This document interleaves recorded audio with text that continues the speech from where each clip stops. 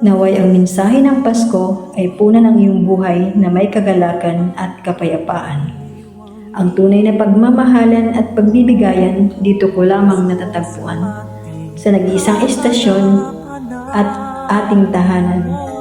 Ang Home FM 80.8 at home ka dito. Feel the beat of music dahil tahanan natin ito. Ako si Sherilyn Cabrera Estrada all the way from Qatar. Merry Christmas and a Happy New Year everyone.